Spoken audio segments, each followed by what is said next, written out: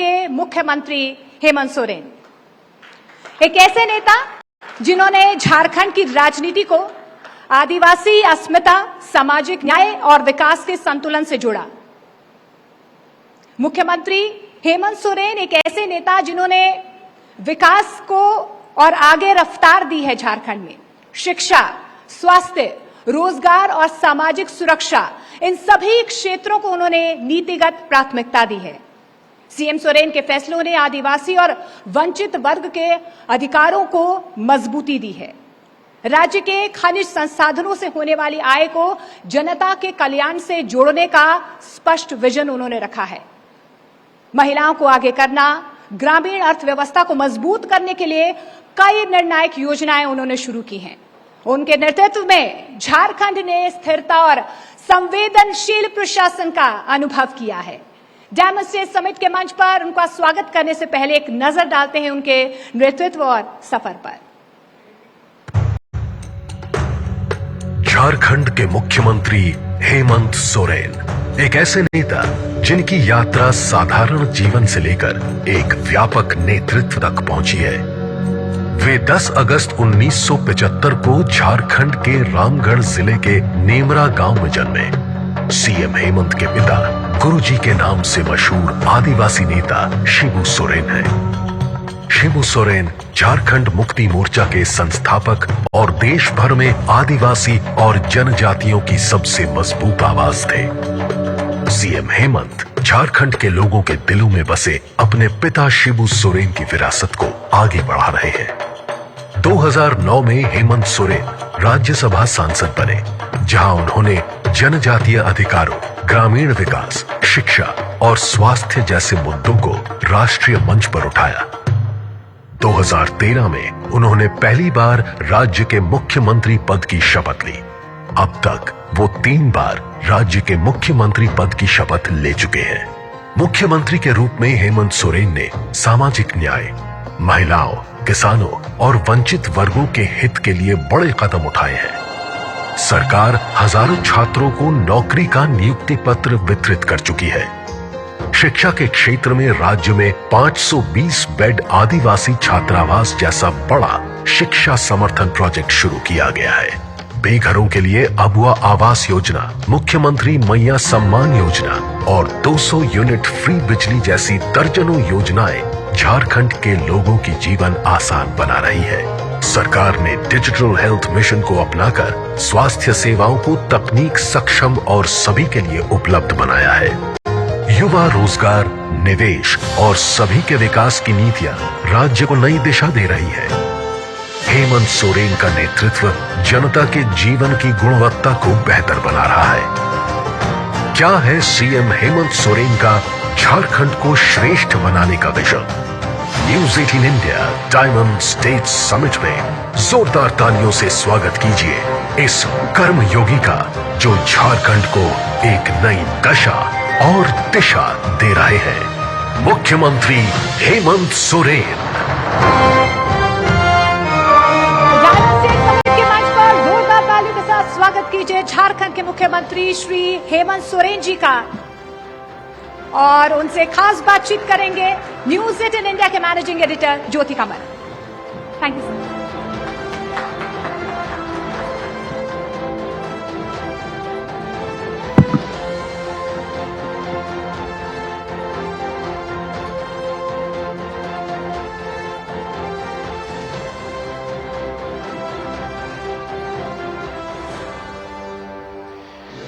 झारखंड के मुख्यमंत्री Hemant Soren ji, news 18 India के डायमंड स्टेट समिट झारखंड में आपका बहुत बहुत स्वागत। जोहार सोरेन जी। धन्यवाद, शुक्रिया, जोहार। सोरेन जी, नवंबर 2000 झारखंड का जन्म होता है। 25 साल हो गए झारखंड को। झारखंड मुक्ति मोर्चा जो इस मुहिम में लगे रहे कि हमने एक दिन झारखंड होगा, ट्राइबल्स के लिए, आदिवासियों के लिए, जनजातियों के लिए हम बहुत सारी चेंजेस लेकर आएंगे, बहुत सारी तब्दीलियां और बदलाव लेकर आएंगे। आज 25 साल हो गए झारखंड को। जब आप इसको देखते हैं और झारखंड मुक्ति मोर्चा के 54 साल के इतिहास को आप देखते हैं, तो क्या आपको लगता है कि जो विजन आप लेकर चले थे, जो चीजें आपने झारखंड के लिए सोची थी, वो कितनी कामयाब हुई और आगे आपको क्या नजर आता है कि क्या क्या करना जरूरी होगा? मैं इसमें यही कहूंगा कि ये सच है जरूर कि ये 25वां साल ये राज का हो रहा है, एक युवा झारखंड। मुझे लगता है कि अगर राज बनने के बाद से ही इस राज के प्रति संवेदनाएं दिखाई गई होती तो आज शायद कई मायने में राज में बड़े पैमाने में बदलाव देखने को मिलता।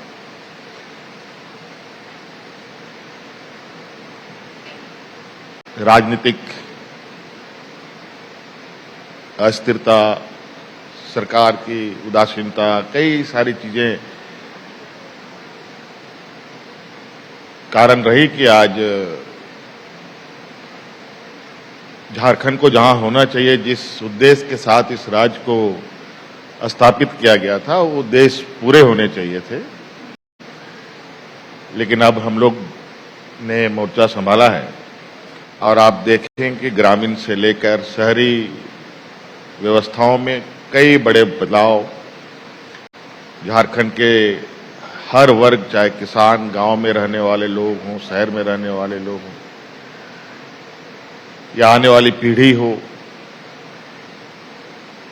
एक समावेशी विकास का एक बड़ा कदम के साथ हम लोग आगे बढ़ रहे हैं। और इसी को लेकर के एक हम लोगों ने टारगेट फिक्स किया है 2050 का, जहां हम 2050 तक कई मापदंडों को एक बेहतर स्थान पर पहुंचाने का एक संकल्प के साथ आगे बढ़ रहे हैं। हेमंत सोरेन जी, कहते हैं कि आप एक एक्सीडेंटल चीफ मिनिस्टर हैं, कि आपकी कोई बहुत ज्यादा मंशा नहीं थी कि आपने राजनीति में आना है। 2009 की बात है, आपके बड़े भाई जब नहीं रहे, उसके बाद पॉलिटिक्स आपने एंटर की। कई सारे उतार चढ़ाव आपने देखे हैं, कई सारे आपने बदलाव देखे हैं यहाँ पर। एक आपके लिए बहुत बड़ा गाइडिंग फोर्स थे शिबू सोरेन जी, दिशोम गुरु। उन्होंने दिशा दी, राज्य को दिशा दी। आज जब 25 साल पूरे हो रहे हैं राज्य के और आप दिशोम गुरु जी को याद करते हैं, अब शिबू सोरेन जी को याद करते हैं, तो आपको क्या लगता है कि वो जो चाहते थे उनमें से कितनी चीजें पूरी हुई? और अगर वही दिशोम गुरु जी की अगर आप आगे दिशा लेकर चलें तो क्या नजर आता है आपको कि आपको क्या करना होगा अगले आने वाले कुछ सालों में? ये बात सही है, झारखंड मुक्ति मोर्चा ने कई राजनीतिक उतार चढ़ाव देखे। झारखंड मुक्ति मोर्चा वैसे आमतौर पर एक आंदोलनकारी समूह के रूप में जाना जाता है और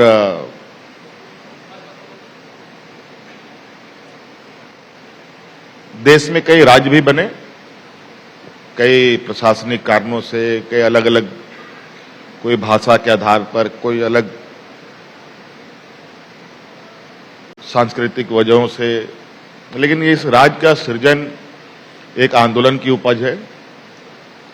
ये क्रांतिकारी वीरों का ये राज भी है। और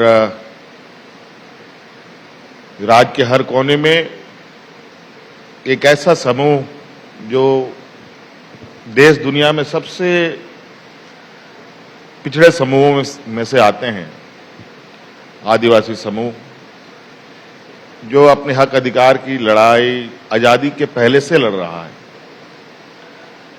अंतोगत्वा आदरणीय गुरुजी जो हमारे मार्गदर्शक रहे हैं, पार्टी के मार्गदर्शक रहे हैं, और राज नहीं पूरे देश का एक ऐसा चेहरा जहां आदिवासी, गरीब, मजदूरों के प्रति उनकी संवेदनाएं किसी से छुपी नहीं है। उनके मार्गदर्शन में उनके एक लंबे इतिहास का एक हिस्सा है, जहां इस राज को पाने में उनकी एक बड़ी भूमिका रही। आज वो हमारे बीच में नहीं है। हाँ, ये बात जरूर है कि उनके नजरों से, उनके विचारों से हमने पूरे राज्य का लगभग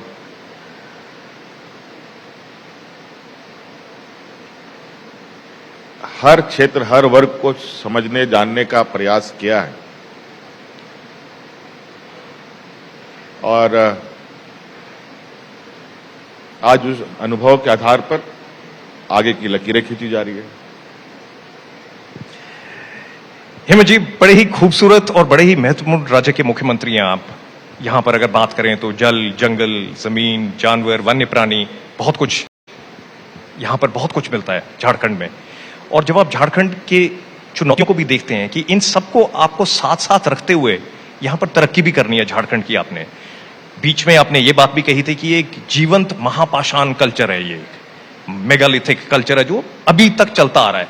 वो बहुत सारा इसका इतिहास है, बहुत कल्चर है यहाँ पर। इन सब चीजों को लेकर आपने आगे चलना है, साथ साथ ही आपने राज्य की तरक्की भी करनी है। कई बदलाव आपने लेकर आने हैं, लेकिन आपकी सीमाएं जो है वो भी बहुत, जिसको कहते हैं, टाइट तरीके से और बहुत ही संकीर्ण तरीके से आपके आसपास बंधी हुई हैं। तो बहुत बड़ी चुनौती है आपके सामने झारखंड को डेवलप। कमल जी देखिए, ऐसा नहीं है कि झारखंड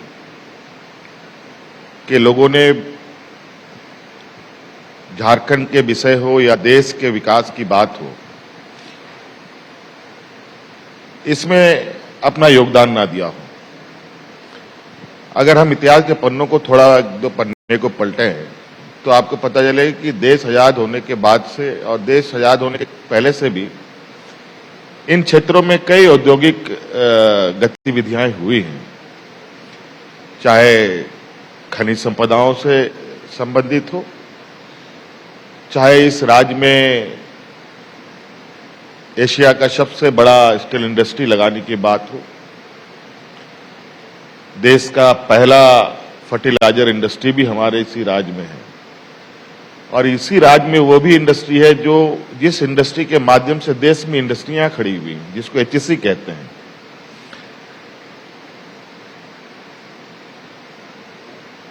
इसी एचईसी के बदौलत पूरे देश में उद्योगें खड़ी हुई।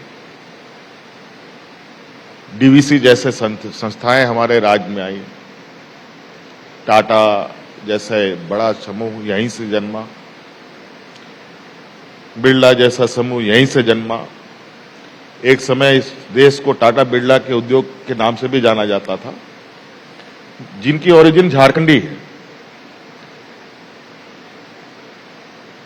और इसके लिए बड़े पैमाने पे हमारे राज्य की जनमानस ने अपने इस देश के सर्वांगीण विकास के लिए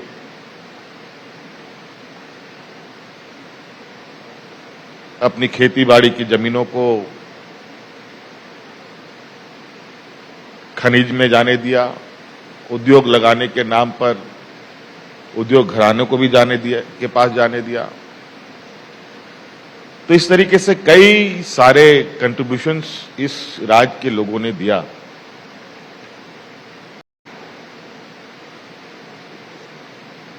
लेकिन समय अंतराल जो आज की स्थिति है,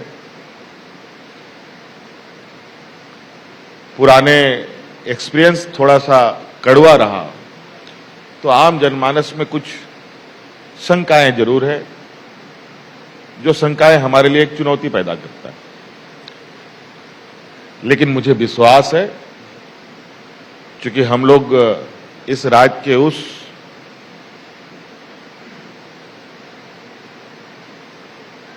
क्षेत्र का प्रतिनिधित्व करते हैं जिसमें झारखंड की मूल भावना और आत्मा बसती है। यहाँ के जल, जंगल, जमीन, यहाँ की भाषा, संस्कृति, यहाँ की सभ्यता, यहाँ का हमारे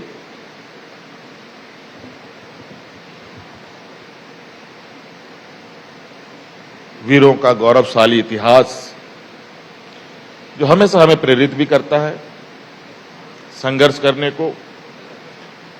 और संघर्ष किस लिए? संघर्ष अपने हक अधिकार के लिए। और हम बिल्कुल उस विरासत को अपने विचारों में रखकर अपने कार्यों को अंजाम तक देते हैं। और लोग,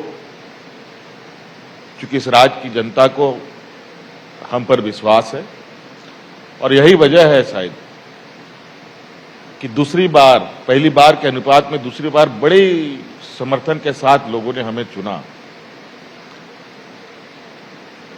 कि इस विश्वास के साथ कि जो यहाँ की भावनाएं हैं, यहाँ की जो एक मजबूत विरासत है, उसको हम साथ करते आगे बढ़ेंगे। और आज बिल्कुल ये हम गर्व के साथ कह सकते हैं कि जो भी हम लोगों ने अब लकीरें खींची है वो इतनी मजबूत और इतनी गाढ़ी है कि अब थोड़ा समय आप देखेंगे आने वाला समय में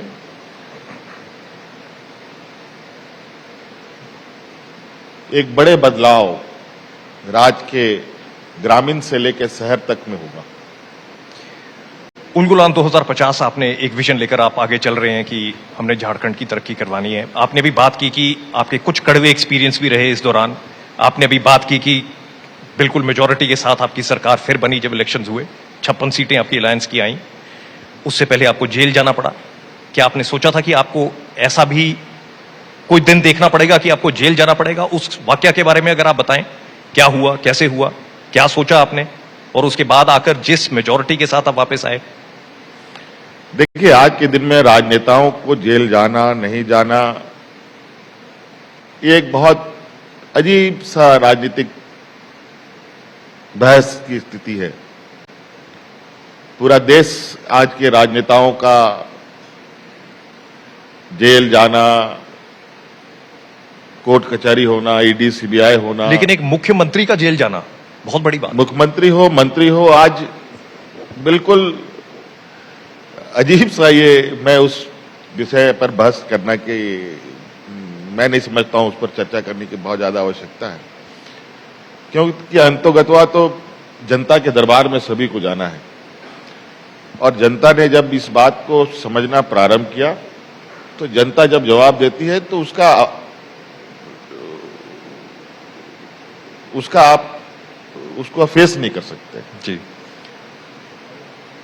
तो हम लोग सदैव जनता की अदालत पर हम लोगों का विश्वास है। और आज आप कितने दिनों तक एक बेगुनाह ये को आप बांध के रख सकते हो? आखिर हो सकता है कि आप बांध के रख सकते हो, लेकिन विचारों को तो नहीं बांध के रख सकते ना। कई ऐसे हमारे महापुरुष हम लोग के बीच में आए जो आज हमारे बीच में नहीं है, लेकिन उनके विचारों को आज हम साथ करके चलते हैं। तो झारखंड मुक्ति मोर्चा आज इस राज्य का एक पार्टी नहीं है, बल्कि एक विचार है जो इस राज्य के लोगों के मनस्थिति को जितना और जितने इनके भावनाओं का कद्र हम करते हैं, शायद ही कोई और इसको समझ पाता हो। बिल्कुल। झारखंड की अगर आप बात करें तो देश की लगभग 40% जो खनिज संपदा है वो यहाँ पर है झारखंड में।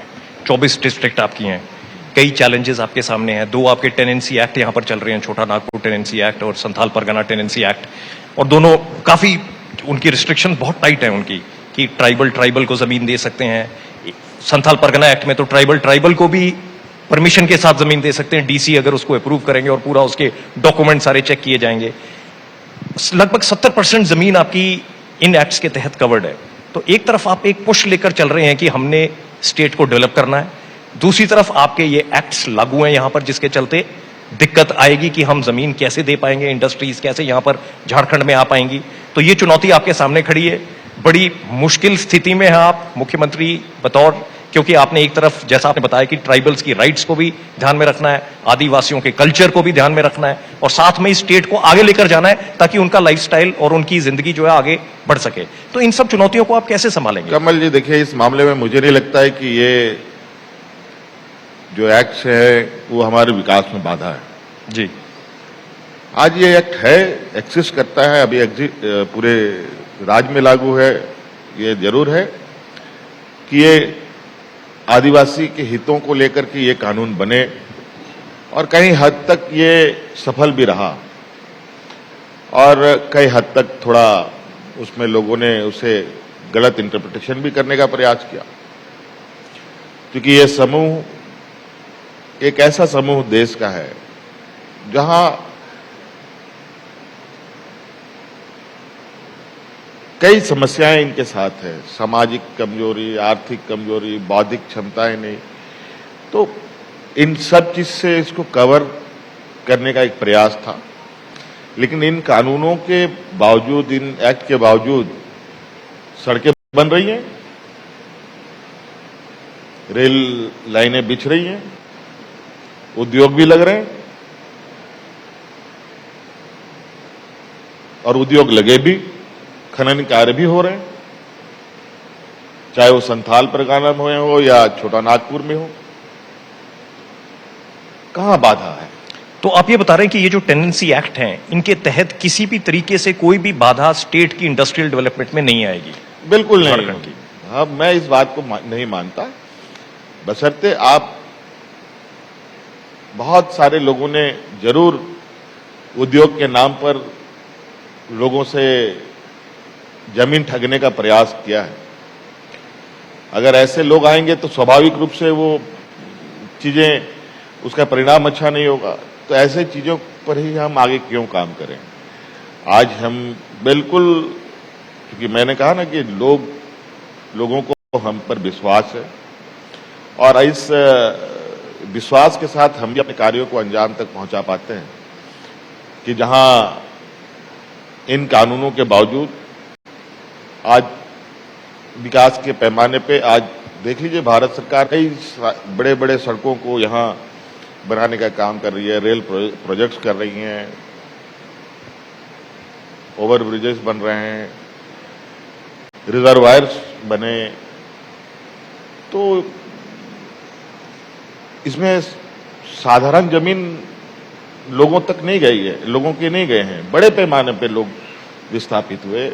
एक बार नहीं, दो बार नहीं, तीन, चार बार लोग विस्थापित हुए, लेकिन बना। आज उन सब का लाभ उद्योग घरानों को मिल रहा है। तो मुझे नहीं लगता है ये कानून विकास को लेकर कोई बाधा है। और हम लोग बिल्कुल इस भावनाओं को अक्षुण्ण रखते हुए कैसे हम राज्य में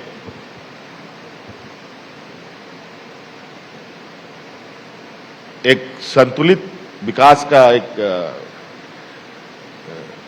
रास्ता बनाएं, इस पर हम लोग काम कर रहे हैं। हेमंत जी, आपने एक चीज तो देखी होगी, मुख्यमंत्री हैं आप राज्य के, कि चाहे सरकार बीजेपी की हो, चाहे सरकार कांग्रेस की हो, चाहे सरकार झारखंड मुक्ति मोर्चा की हो, चाहे अलायंस की हो, एक मुख्यमंत्री की हमेशा कोशिश होगी कि मेरे राज्य की तरक्की हो। ऐसा हो ही नहीं सकता कि आपकी ये मंशा हो कि तरक्की ना हो, देखी जाएगी। ये तो मंशा हो ही नहीं सकती। तो इस मंशा के साथ अभी पिछले महीने जब आप डावोस गए थे, तो आप एक सडन चेंज नजर आया झारखंड में कि आप डावोस जाते हैं, स्विट्जरलैंड जाते हैं। झारखंड के बारे में एक सब जगह पर एक प्रोजेक्शन आती है कि झारखंड जो है वो डेवलप कर सकता है, झारखंड की तरफ इन्वेस्ट कीजिए, झारखंड में टूरिज्म आना चाहिए, झारखंड तरक्की की तरफ बढ़ रहा है। डावोस जाने के पीछे आपका क्या मकसद था? वहां पर आपका क्या एक्सपीरियंस रहा? झारखंड की क्या परसेप्शन थी? क्या बदलाव देखा आपने? डावोस का जो वैश्विक मंच था, मुझे लगता है कि आप सभी लोग उससे वाकिफ हैं। एक कहा जाए कि वो मंच अपने आप में एक बहुत बड़ा ऐसा मंच जहां आपको अपने राज्य के संदर्भ में, राज्य के अनुरूप उस जगह पर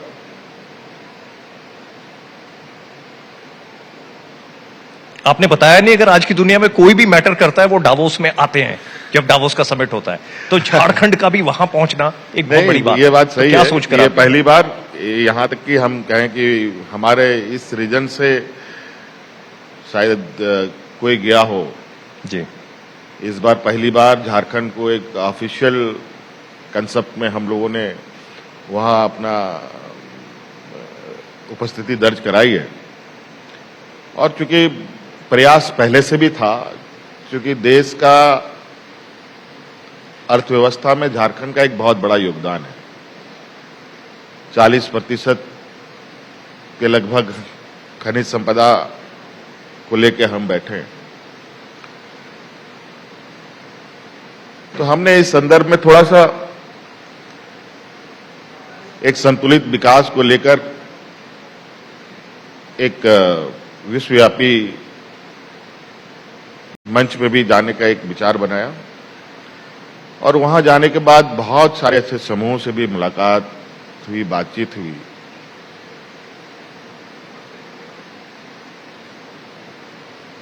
जहां मुझे लगता है कि एक बहुत बेहतर एक्सपीरियंस हमें वहां समझने जानने को मिला। क्या महसूस किया आपने कि झारखंड के बारे में क्या परसेप्शन थी? इस वहां पर मामले क्या में सोच तो रहे हम फिलहाल भी पहले भी बहुत अग्रणी रहे हैं, थे? जी, आज भी हम कहेंगे कि हम उस मामले में अग्रणी हैं।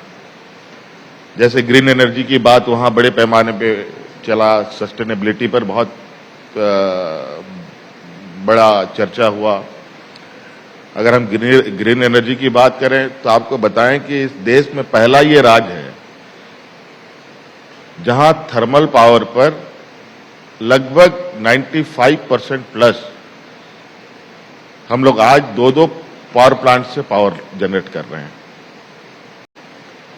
ये बड़ी इंटरेस्टिंग बात है हेमंत जी कि जिस राज्य में देश की नंबर 1 कोल रिजर्व हो, कोल की संपदा हो, आप ग्रीन एनर्जी को आगे पुश करें, ये एक आगे सोचने वाला विजन है। ये मैं बताना चाहूंगा कि हम जैसे ग्रीन एनर्जी, फॉसिल फ्यूल जल्द से जल्द अब खनन कार्य बंद हो, जल्दी से जल्द ये फॉसिल फ्यूल खत्म हो, इस पर केंद्र सरकार और देश में ये चर्चाएं हैं कि इससे पॉल्यूशन ज्यादा होता है।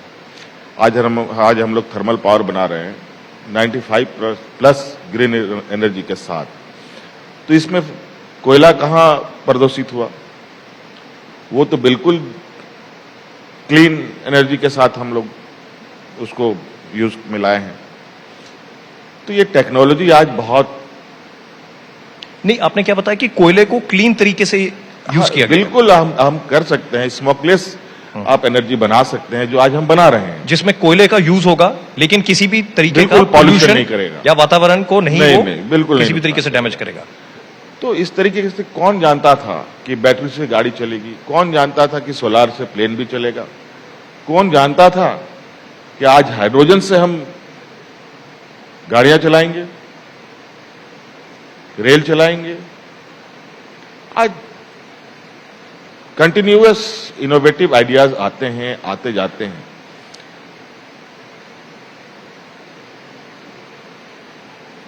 तो हम भी इनोवेटिव आइडिया के साथ अपने रिसोर्सेज का बेस्ट टू बेस्ट यूटिलाइज कर सकते हैं। क्या रिस्पांस मिला वहां पर आपको डावोस में? हाँ? क्या रिस्पांस मिला वहां पर आपको इन्वेस्टमेंट्स को लेकर कि हम इन्वेस्ट करना चाहेंगे? हाँ, नहीं, बिल्कुल काफी सारे लोगों का इंटरेस्ट हमें देखने के लिए मिला। हम लोग के देश में ही कई उद्योग घराने हैं जो इन सब चीजों में काफी आगे हैं। टाटा है, महिंद्रा टेक है और जिंदल उंदल हैं। काफी लोगों से हम लोग की वहाँ बहुत अच्छा एक डिस्कशन हुआ और जो मोटा मोटी जो लग रहा है लगभग 1.5 लाख करोड़ रुपए तक का इन्वेस्टमेंट के एक उसके आसपास हम लोगों ने एक चिन्हित भी किया है कि इन सब जगहों पर हम लोग चीजों को आगे कैसे बढ़ाएं। इस पर हमारा अलग अलग डिपार्टमेंट काम एक हर राज्य में बड़ा इसके लेकर कंट्रोवर्सी होती है कि जब भी ऐसा कुछ होता है तो बहुत सारे MOU साइन होते हैं, लेकिन शायद वो रियल इन्वेस्टमेंट में कई दफा ट्रांसलेट नहीं हो पाता, हम लोग नहीं बन पाता। हम लोग उन सब चीजों में अब तक सुरक्षित हैं जी। आज हम लोगों ने कोई ऐसा, आपको पता है आज हम लोग ग्रीन एनर्जी की हम लोग अब प्रोडक्शन में आ चुके हैं। देश में पहला ये प्लांट है जो हमारा पतरातू थर्मल पावर जो हमारा था, जो अब NTPC के साथ हम बना रहे हैं, पावर जनरेट कर रहे हैं वो, और नॉर्थ कर्नपुरा एक NTPC का अपना थर्मल पावर है। दूसरा, हाइड्रोजन बेस्ड इंजन भी देश में पहली बार हम लोग झारखंड में ही उसको बना रहे हैं। टाटा और टाटा कमिंस के साथ ज्वाइंट वेंचर पर यहाँ वो मुझे लगता है अभी तो ट्रायल पे चल रहा है, बहुत जल्द वो भी देश के समक्ष आएगा। तो हम लोगों ने ऐसा नहीं है कि तकनीक और मौजूदा चुनौती को ध्यान में नहीं रखा, बल्कि अलग अलग क्षेत्रों से हमारे जो यहाँ उद्योग घराने के समूह हैं वो भी इस दिशा में आए हैं और हम लोग भी उनके साथ पूरे कॉपरेशन के साथ चीजों को आगे बढ़ा रहे हैं। तो मुझे लगता है कि डावोस का जो प्रोग्राम था, एक तो पहली बार हम लोग गए, कई ऐसे राज्य हैं जो 15 साल 10 साल से जा रहे हैं और वहां जाने से कई सारी चीजें उन्होंने अपने राज्यों के लिए भी एक बेहतर दिशा को चयन करने में उनको सफलता मिली।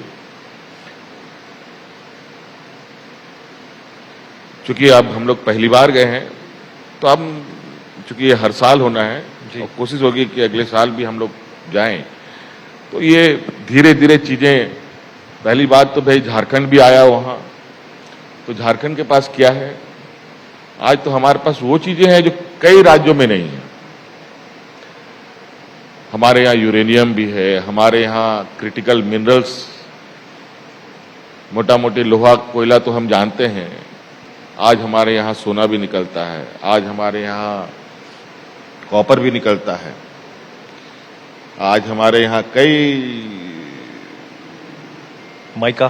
माइका तो है ही, अमरल जैसे ज्वेलरी ये को बढ़ावा देने के लिए कई सारी चीजें हैं।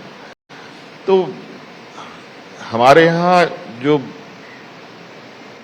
आंतरिक संसाधन हमारे पास है वो बहुत बड़े पैमाने में फैला हुआ है और इसके लिए अगर सही तरीके से इसका अगर हम लोग एक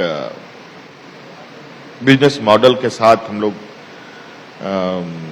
आगे बढ़ेंगे तो एक लंबे समय के लिए इस राज्य के लिए एक बेहतर और मजबूत दिशा की ओर हम लोग आगे ले जा सकते हैं इस राज्य। हेमंत जी, डावोस के बाद आप ऑक्सफोर्ड की तरफ भी गए, वहां पर आपने ऑक्सफोर्ड यूनिवर्सिटी में पीएचडी टाइप्स की बात की, एजुकेशन के ऊपर आपका इस वक्त बहुत जोर लगा हुआ है जी। तो बहुत इंटरेस्टिंग ये सफर रहा जी। गए तो थे हम लोग डावोस के प्रोग्राम को लेकर, हाँ जी। डावोस के बाद फिर थोड़ा इंग्लैंड चले गए, चूंकि वहां हम लोगों ने वो भी अपने आप में एक इंटरेस्टिंग है, ये देश का पहला ये राज्य है जहां लंदन में हायर एजुकेशन के लिए बच्चों को 100% स्कॉलरशिप राज्य सरकार देती है। 25 बच्चों का हर साल लंदन के अलग अलग कॉलेजेस में बड़े पैमाने पे हमारे बच्चे वहां हैं। एक मुलाकात के लिए हम लोग वहां गए तो उस देश में भी इस प्रोग्राम को लेकर वहां के सरकार ने काफी उसको सराहा भी और इनफैक्ट और इस तरीके के कार्यक्रम को चलाने के लिए उन्होंने भी हमें काफी सराहा और आगे भी शायद हम लोग और प्रोग्राम अपने आने वाली पीढ़ी के लिए उच्च शिक्षा के लिए उन देशों में जाएंगे। एजुकेशन के ऊपर आपका काफी जोर है क्योंकि हर राज्य में हर जगह पर ये चैलेंज तो है ही कि नौकरियां मिलेंगी, नौकरियां कैसे मिलेंगी, कौन से हमारे पास स्किल सेट होंगे जिससे नौकरियां मिलेंगी। आपकी गुरुजी क्रेडिट कार्ड स्कीम भी आप लेकर आ रहे हैं, आप कई सारी स्कीम्स लेकर आए हैं कि किसी तरीके से हम एजुकेशन की तरफ और ज्यादा शिफ्ट होएं। और जैसा जैसा पूरी दुनिया में नजर आ रहा है, अगर आप मिडिल ईस्ट के देशों को देखें कि कितना वो आर्टिफिशियल इंटेलिजेंस के ऊपर जोर लगा रहे हैं, तो आपके सामने भी ये एक चुनौती है कि एक तरफ खनिज जो संपदा है वो यहां पर बहुत ज्यादा है, लेकिन आपने एडवांस्ड फ्यूचर एजुकेशन की तरफ भी फोकस करना है। हमने खनिज संपदा कैसे इतर थोड़ा हमने सोचा कि 100 साल से अधिक हो गए हम लोग खनिज संपदा के इर्द गिर्द ही घूम रहे हैं जी। और इन 100 साल में मुझे कोई ऐसा झारखंड का परिवार नहीं दिखा, यहां का मूलवासी आदिवासी नहीं दिखा जो पावर प्लांट चला सके, जो स्टील प्लांट चला सके, जो यहाँ के खनिज संपदा है उसके प्रति उसको लेकर कोई एंटरप्रेन्योरशिप स्टैब्लिश कर पाए, नहीं बन पाए। कहीं ना कहीं कुछ कमियां रही होंगी, कहीं कहीं कुछ नीतियां ऐसे बनी जहां यहाँ के लोग कहा जाए कि इस खनिज संपदाओं को उससे एक जो व्यावसायिक व्यवस्था खड़ी होती है उसमें एक मजदूर के रूप में, एक कर्मचारी के रूप में काम करने के अलावा इससे ज्यादा इनके हाथ में कुछ आया नहीं। क्योंकि झारखंड प्रदेश में शिक्षा की भी व्यवस्था थोड़ी, कहा जाए कि नीतियां ऐसी बनी कि स्कूल, एक समय ये रहा कि यहां पर स्कूलें बंद की गई। अब तो थोड़ा सा स्कूल से लेकर के कॉलेज से लेकर के हायर एजुकेशन तक एक अलग अलग सेटअप में हम लोगों ने एक मजबूत पिलरिंग शुरू कर दी है। उसमें स्कूल में बड़े पैमाने पर खोले, सीएम स्कूल ऑफ एक्सीलेंस हम लोगों ने खोले, इंजीनियर मेडिकल की तो बात ही ना करें, डिग्री कॉलेज तक की स्थिति बहुत दयनीय रही। और इस बार हमारा प्रयास है कि इस टेन्योर में हम लोग प्रखंड स्तर में हम लोग डिग्री कॉलेज तक कंप्लीट कर लेंगे और अनुमंडल स्तर पर एक बड़ा महिलाओं को लेके बच्चियों को लेकर शिक्षा संस्थानों को एस्टेब्लिश किया जाएगा। तो एक रूपरेखा पहले से ही बनी हुई है, जहां हम लोगों ने बड़े रोबस्ट तरीके से उसको जमीनी स्तर पर उतारने का काम शुरू कर दिया है। और उसके बाद चूंकि हम लोग एजुकेशन को सिर्फ सरकारी नौकरी के लिए नहीं, बल्कि हम उनको इस तरीके से डेवलप करना क्या हमारा प्रयास है कि देश दुनिया में किसी भी कॉम्पिटिटिव प्लेस पर वो अपना स्थान बना पाए। करने के लिए तो जी झारखंड में बहुत कुछ है। आपने माइनिंग टूरिज्म की भी बात की कि जो माइंस खाली हो चुकी हैं वहां पर क्या क्या किया जा सकता है। टूरिज्म पार्क लगाए जा सकते हैं, अम्यूजमेंट पार्क लगाए जा सकते हैं, जहां पर खदान खाली हो चुकी है वहां पर लेक्स बन सकती हैं, कई कुछ हो सकता है। पोटेंशियल बहुत है यहां पर झारखंड में। लेकिन बीच में एक चीज बहुत इंटरेस्टिंग वो भी हुई थी, जब आप ऑक्सफोर्ड यूनिवर्सिटी गए थे, वहां पर आपने एक बात कही कि अगर एक बुलॉक कार्ट हो या एक कोई बैलगाड़ी हो, उसके 2 पहिए हों और पीछे एक हल जोत रहे हों और आगे 2 बैल हों, तो उनको साथ साथ ही चलना पड़ेगा उस एक हल को जोतने के लिए। मैं बात कर रहा हूं केंद्र सरकार और राज्य सरकार की। केंद्र सरकार से आपको कितना सपोर्ट मिल रहा है? आप कई दफा ये कह चुके हैं कि हमारे को सपोर्ट नहीं मिल रहा जो हमारे को मिलना चाहिए। केंद्र सरकार का ये कहना है कि हम पूरा सपोर्ट दे रहे हैं, अगर कोई दिक्कत आ रही है तो शायद कोई ऑडिटिंग में प्रॉब्लम होगी, शायद उन्होंने कोई कंप्लीशन रिपोर्ट नहीं सबमिट की होगी, लेकिन जो बाकी राज्यों को मिल रहा है झारखंड को भी मिल रहा है। लेकिन साथ में आपने ये बात भी कही कि दोनों पहियों को साथ साथ चलना पड़ेगा, तो क्या कहना चाह रहे थे आप? देखिए, ये तो वो वाली बात हो गई जैसे घर में पति पत्नी झगड़ा करते हैं, इस टाइप से। अगर आपको खाना पसंद नहीं है तो नमक में 2 बूंद किरासन तेल डाल दो खाना में, खत्म खाना। तो ये उस टाइप वाली बात हो गई। देखिए, हमारा देश एक संघीय ढांचा पर आधारित और चलने वाला देश है और इसी संघीय ढांचा को लेकर के पूरा दुनिया में हमारी एक अलग पहचान भी बनती है और इसी संघीय ढांचा का लोग लोहा भी मानते हैं कि अलग अलग सरकारें, अलग अलग लोग, अलग अलग संस्कृति, सभ्यता, रंग भेद, अलग बोलचाल, खान पान, सब चीज। आप देखिए, कई ऐसे राज्य हैं जो अपने बोलचाल पर अलग है, खान पान पर अलग है, रंग रोगन पर अलग है। तो वैसा ही है इस राज्य में, उसी संघीय ढांचा का एक नमूना हम भी हैं कि इस देश का एक अंग हम भी हैं। और 5 अंगुली एक बराबर नहीं हो सकता। अगर 5 अंगुली एक बराबर हो गया तो आप समझ सकते हैं उसको आप क्या कहेंगे, उसको आप हैंडीकैप्ड कहेंगे। तो आज ये बहुत बड़ी बात है कि 5 अंगुलियां अलग अलग होने के बावजूद होता है, तभी हाथ मजबूत होता है। तो आज इस देश का एक हिस्सा होने के नाते देश तभी मजबूत हो सकता है जब राज्य मजबूत होगा, और राज्य तभी मजबूत हो सकता है जब हमारे गांव मजबूत होंगे। मैं बिल्कुल स्पष्ट मूल मंत्र लेकर चलता हूं अपने राज्य को लेकर के। हमारा गांव मजबूत नहीं होगा तो हमारा शहर मजबूत नहीं हो सकता। नहीं तो क्या आपको लगता है कि केंद्र से जो सपोर्ट आपको मिलना चाहिए वो नहीं मिल रहा? और केंद्र सरकार के साथ नूरा कुश्ती होती रहती है, चलता रहता है, वो कम बेसी वो सब नोक-झोंक चलते रहेंगे। क्योंकि हम गैर केंद्र शासित राज्यों के हिस्से हैं, डबल इंजन की सरकार यहां नहीं है। डबल इंजन की सरकार हुआ करती थी कभी, लोगों ने बहुत बुरा तरीके से उसको नकारा, एक बार नहीं, दो बार। तो जनता की ही आवाज है। लेकिन केंद्र और विपक्ष बात झारखंड के ऊपर डाल देते हैं कि फाइनेंस कमीशन का एक फॉर्मूला सेट है कि जो सेंट्रल टैक्सेस है उसमें से हर राज्य को किस प्रोपोर्शन में पैसा जाएगा। 4% के करीब बिहार को जाएगा, 3.3%, 3.4 जो है वो उड़ीसा को जाएगा, 3.3 आपके पास आएगा। तो लगभग ये एक फॉर्मूला जो सेट है, उनका ये कहना है कि जो पैसा आता है उस पैसे का बार बार आने के लिए जो पैसा एक बार आता है उसकी एक रिपोर्ट वापस आएगी। अगर उस रिपोर्ट में सब कुछ ठीक होगा तो अगली जो इंस्टॉलमेंट है पैसे की वो आपके पास आएगी, लेकिन अगर वो रिपोर्ट वापस नहीं आई तो अगली इंस्टॉलमेंट नहीं आएगी और फिर कहा जाएगा कि पैसे नहीं दिए गए। तो इसको आप कैसे देखते हैं? ये बात बिल्कुल गलत है।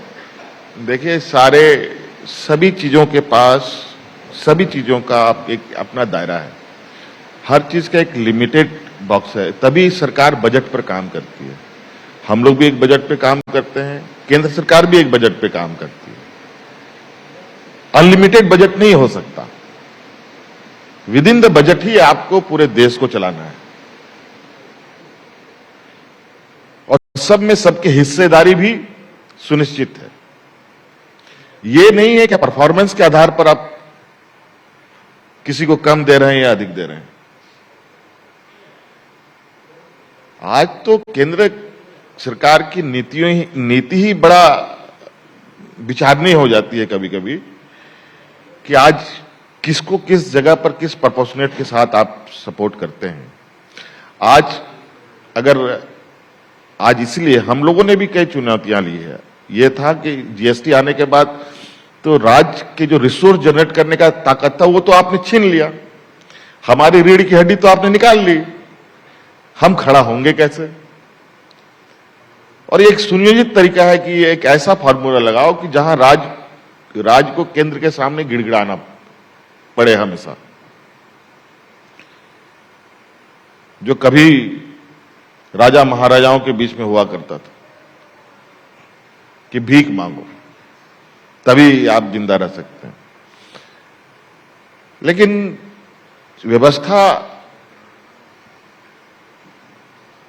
अगर इस तरीके से लोगों के विचार हैं तो ये भी एक गलत विचार है।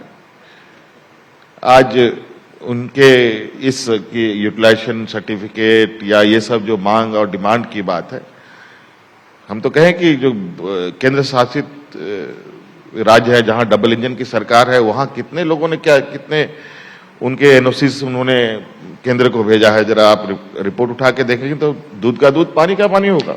पिछले साल आप एक रिपोर्ट भी निकालने वाले थे जिसमें आप ये सारा ब्यौरा देने वाले थे कि किस तरीके से पैसा आ रहा है, कैसे खर्च हो रहा है या क्या दिक्कत आ रही है। वो रिपोर्ट कहां तक? नहीं, बिल्कुल आज हमारा केंद्र सरकार के साथ वो तो सीधी सी बात है कि आपको संसाधन या आर्थिक सपोर्ट के मामले में आज किस तरीके से बोझ कंधे पे डाला जाता है। केंद्र सरकार हमारी बोझ कम करने के लिए प्रयास तो नहीं करती है। आज जीएसटी आने के बाद दो तरीके का इंपैक्ट पड़ा, जो प्रोड्यूसिंग स्टेट है उसको नुकसान हुआ, जो कंज्यूमर स्टेट है उनको फायदा हुआ। ये राज्य कमोवेश प्रोड्यूसिंग स्टेट रहा,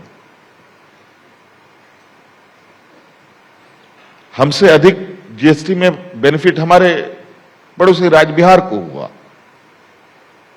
ज्यादा पॉपुलेशन है वहां पर, ज्यादा बड़ा पॉपुलेशन है, कंज्यूमर ज्यादा है, वहां प्रोड्यूसिंग जैसे हमारा, इसलिए उसका जो फाइनेंशियल कमीशन ने जो प्रोपोर्शन बनाया वो ज्यादा बनाया हुआ है क्योंकि उनकी जनसंख्या ज्यादा है। जनसंख्या नहीं, वो इम्पैक्ट ही ऐसा पड़ा कि जो यहाँ टैक्सेस लगने हैं, जहां बिकेगा आखिरी पॉइंट पर वहां उसको टैक्स ये मिलेगा जी।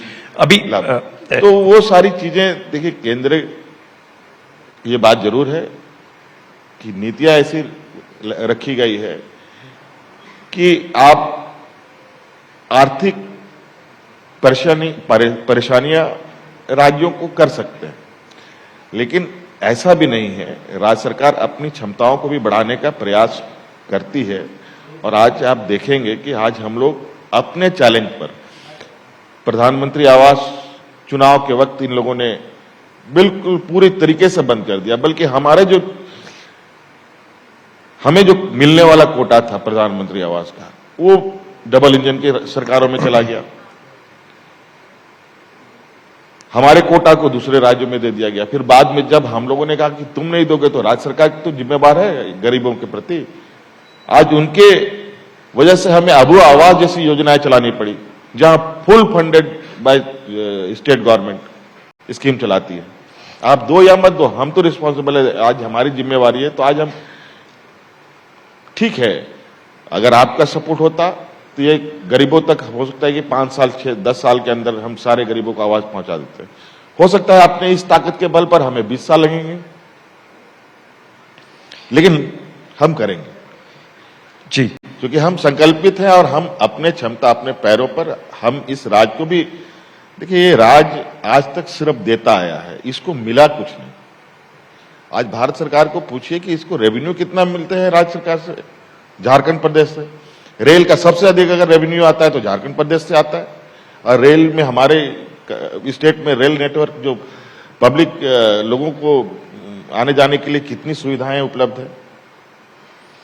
तो खैर ये चुनौती सारे जो राज्य जहां पर ऑपोजिशन की सरकारें हैं वहां पर चुनौती ये आ रही है, जहां पर केंद्र का ये कहना होता है कि हम कई स्कीम्स लागू कर रहे हैं, कई चीजें लेकर आ रहे हैं, पैसा दे रहे हैं, सब कुछ कर रहे हैं, लेकिन उन राज्यों से आता नहीं हो रहा। तो ये मेरे ख्याल से, जैसा आपने कहा कि ये नूरा कुश्ती चलती रहेगी आपकी। लेकिन इसी बात पर मेरे को एक चीज का ख्याल आ रहा था कि जो इस बार जो पद्मा अवार्ड दिए गए उसमें शिबू सोरेन जी को पद्म भूषण से नवाजा गया उनको, लेकिन मेरे ख्याल से यहां पर क्या एक ऐसी मांग थी कि उनको भारत रत्न मिलना चाहिए, और इसके बारे में आपका क्या कहना है?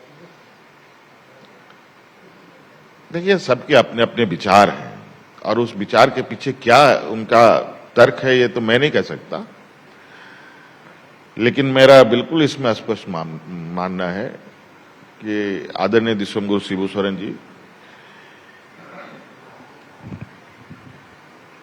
सिर्फ एक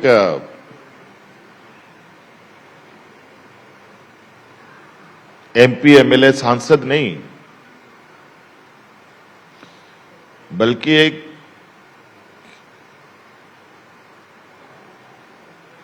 ट्राइबल आइकन के रूप में उनको हम लोग देखते हैं।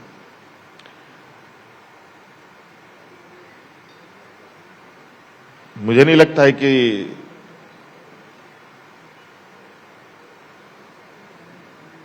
उनको पहचानने के लिए कोई परिचय देने की आवश्यकता है। आज ग्लोबली उस व्यक्ति का अपना एक, भले ही लंदन, यूके, अमेरिका ना गए हों, लेकिन कहीं ना कहीं उस व्यक्ति को जरूर लोग एक्सेस करते थे। तो मुझे लगता है कि इनको बेहतर सम्मान दिया जा सकता था, और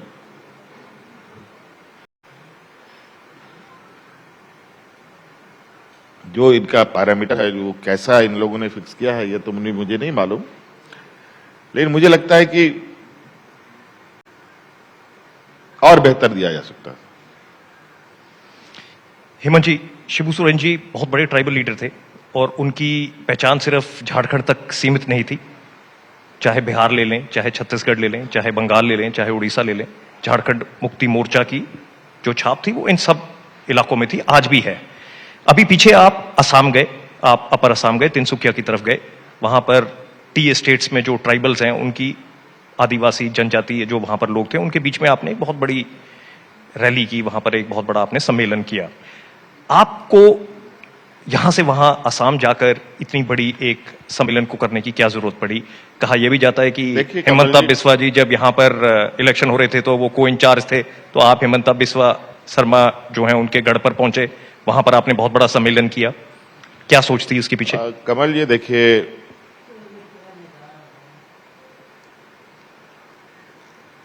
असम जाना कोई हमारे लिए अचानक होने वाली घटना नहीं है। असम हमारे आदरणीय दिसोम गुरु शिबू सोरेन जी अक्सर वहां जाया करते थे, और वहां के आदिवासियों के हितों को लेकर के उन्होंने वहां भी आवाजें रखी अपनी, और लंबे समय से अलग अलग राज्यों से लोग हमसे मिलने भी आते हैं, कि हमारे लिए या उनके जो डिमांड्स हैं अपने अपने राज्यों में, विशेषकर आदिवासी समुदाय के लोग, उनके अपने जो अधिकार हैं उनको लेकर जो उनका आंदोलन रहता है उसको लेकर लोग मिलते रहे। और मुझे लगता है आदरणीय गुरुजी के स्वर्गवास के बाद उनके श्रद्धांजलि सभा में पूरे देश भर से आदिवासियों ने वहां पर उनको श्रद्धांजलि दी। इस दौरान में भी लगभग देश के अलग अलग कोने से आए लोग से हमारी उस समय मुलाकात भी हुई थी। असम, अरुणाचल हो, बंगाल हो, तेलंगाना हो, आंध्रा हो, राजस्थान हो, गुजरात तक से लोग आए थे। सभी लोगों ने हमसे मुलाकात की। तो कई सारे लोगों ने धीरे धीरे अब लोग और भी बातें कर रहे हैं कि हमें अपने अस्मिता के लिए, अपने पहचान अक्षुण्ण रखने के लिए एक मजबूत कदम उठाने चाहिए। और असम में, चूंकि असम हमारे लिए कोई नया नहीं है, आपको पता होना चाहिए कि पूरा देश का चाय का उद्योग आदिवासियों के कंधे पर है। अगर आदिवासियों ने हाथ खींच लिया तो देश का चाय बागान बंजर हो जाएगा। तो हेमंत जी, क्या आप अपने आप को झारखंड या झारखंड मुक्ति मोर्चा को यहां तक सीमित रखना चाहेंगे, या आप अपने आप को एक ज्यादा बड़े आदिवासी नेतृत्व में भी देखना चाहेंगे? मैं लीडर बनने नहीं आया हूं। लीडर बनने के लिए बहुत संघर्ष और वो सब यदा कदा एक आध लोग होते हैं। जैसे गुरुजी हर गली मोहल्ले में नहीं पैदा होंगे,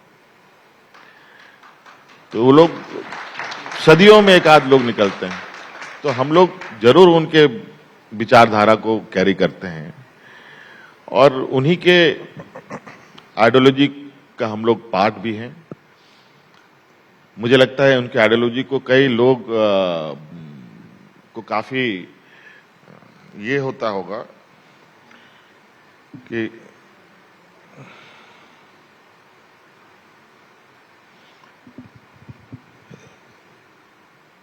पसंद होगा, शायद इस वजह से वो लोग हमसे कनेक्ट करते हैं जी। और तो मुझे लगता है कि लोगों ने हमें बुलाया, हम गए और वहां जो आदिवासी भाइयों का जो हम लोगों ने व्यथा देखी, अंग्रेज चले गए लेकिन अंग्रेजों की तरह सलूक आज के दिन में बदस्तूर आदिवासियों के साथ। आज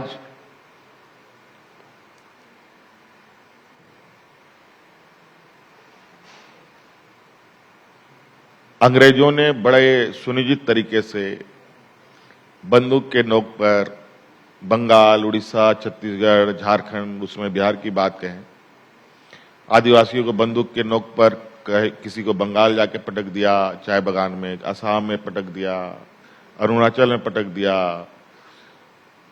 साउथ में पटक दिया, अलग अलग जगह जहां कॉफी चाय बागान होते हैं।